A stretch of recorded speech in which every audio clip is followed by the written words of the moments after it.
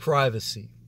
Privacy is a major issue that I'm going to address in this video because it's a major issue in your life.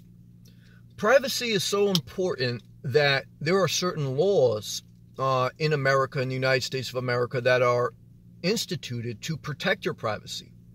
And there's a reason those laws were instituted, because privacy is it is a human right, that we need a level of privacy for our well-being. Privacy is very important.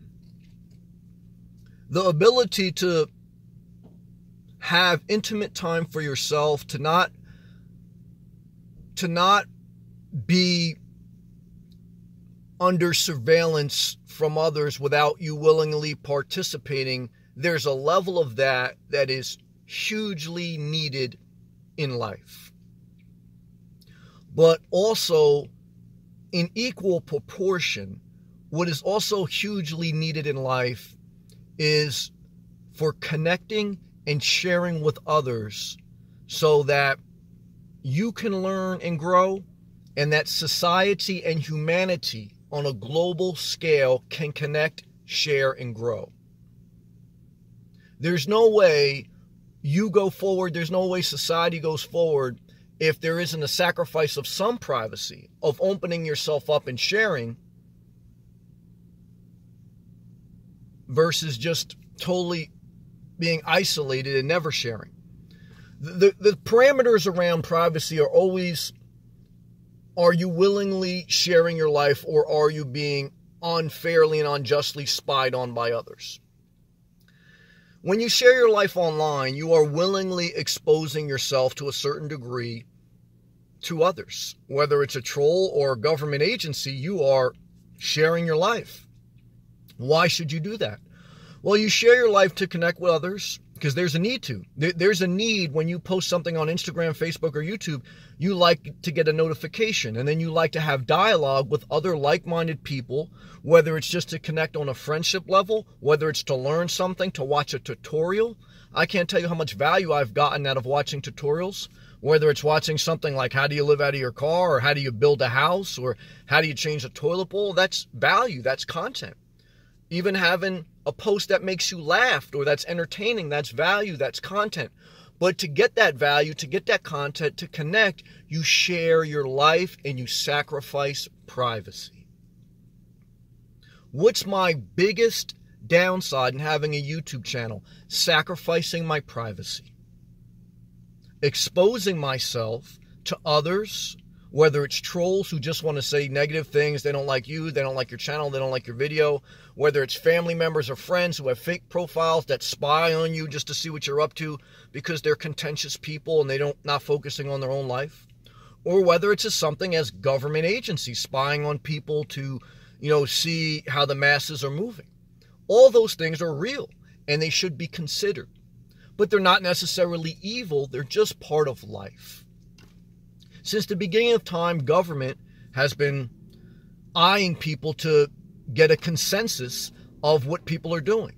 In biblical times, there's even a scripture that shows that there was a census taking of the people, meaning like, how many people are in this house, how many people are in that house, who's this person, who's that person, to get a feel of the demographic in the area for whatever the controlling powers to be wanted to do. Is that dangerous? Not necessarily, but it can be. But I think the most dangerous thing is having complete privacy and not connecting, because I think there is a raw human need for growth that requires connection, sharing, which makes you vulnerable. When you share your life, whether it's on YouTube or in a personal relationship that isn't seen online, you are still exposing yourself because you're sacrificing privacy. You're letting people in, whether it's online or in person, you're letting people in when you share your life, when you connect with them, to your personal thoughts, to your feelings, to your soul. And that's why when someone lets us down or when someone says something negative, it's very hurtful. Doesn't matter if you're the president or some guy with a YouTube channel, or you're some girl that just met some guy. When someone says something that's hurtful or not reciprocal, there's pain because you've just sacrificed privacy and you've exposed your soul, exposed your thoughts. And people can use your thoughts to control you, to manipulate you, whether it's a government agency, a girl, or a guy on YouTube, or whoever. So you do have to be mindful of what you're sacrificing and who you're sacrificing for. But I believe if you retreat and you don't share your life, I believe there's more of a downside. But there's no one formula. I often say that life is not an exact science. What is science? Science is the collecting of data, and through experiments and the collection of data, a thought process, a theory is reached, a conclusion is reached based on the data through experiments. Online can be an experiment. There's collecting of data.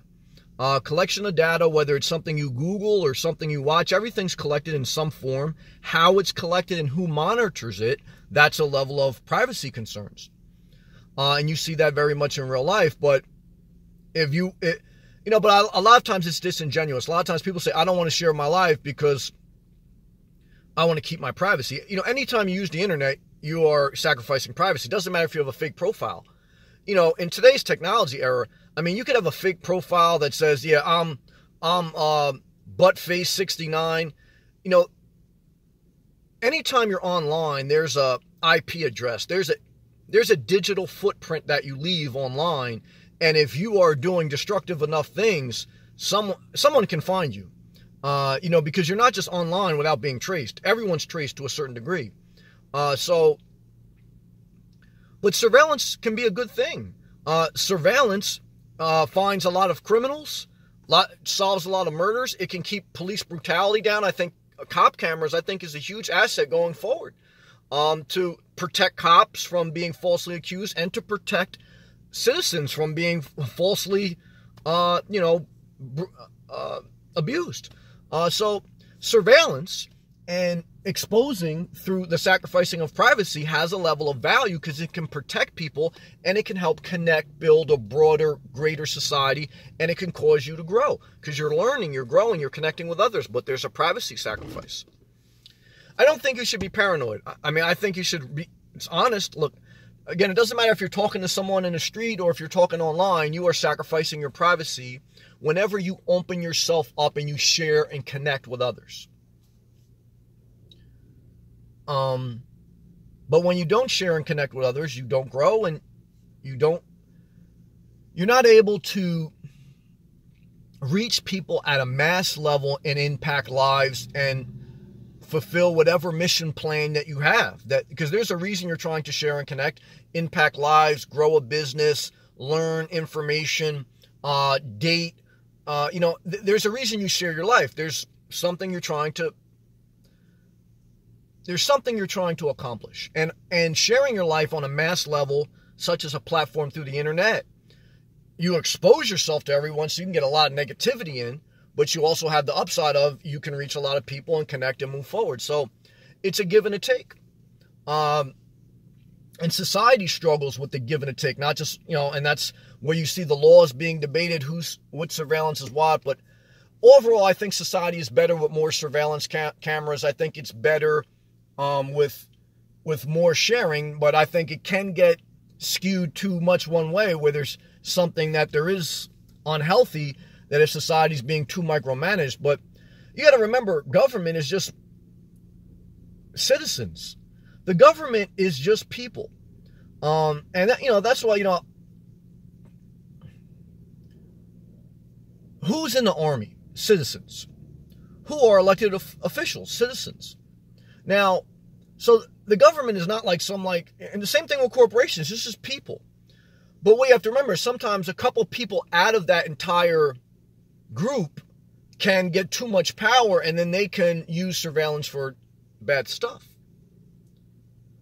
And that's why, America at the core of it doesn't always follow, but at the core of it, America very much being a democracy and having checks and balances and other committees watching other committees, sometimes that's a good thing because it keeps one person from having too much power. That's why you have a president, Congress, and House of Representatives. You have a lot of different levers of power so that no one person can just make blanket decisions and use that power at a disservice to society. But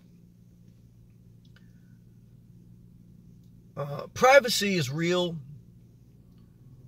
there's a real need for privacy, but there's also a real need. Also a real need to sacrifice a level of privacy to connect with others, to grow a society for a variety of reasons. I tried to touch on stuff. It's such a great topic. But just don't Google stuff online and then say you want your privacy. Like, if you're using the internet, see, people want to use the internet for its value, which is sharing information, hearing people's stories, learning. But then they don't want to sacrifice any of their privacy. They don't want to be known. They don't want it to know that they're leaving cookies, and cookies are like a digital footprint. They don't want people to see them. And you can keep some of your privacy, but you're also asking for the best of both worlds, right? You want the internet so you can pay your bills online, so it can be convenient, so you can look up information, you can find out how much is a house worth, you find out, you can connect with people and share your life and have fun and laugh. You want it for all the good stuff, but you got to take the good with the bad. And so, you can't just say I want all the good of something and none of the bad. I mean, so the balance is always something to be debated. But overall, depending on your life situation, I think you're going to have a need to connect and share and sacrifice some privacy. And you're going to have a need to withdraw a little bit and have some privacy for yourself so that you can be well. Privacy is part of well-being. And those are just some further thoughts on the topic. Thank you, Taffy, who was a viewer who brought it up. Peace and love.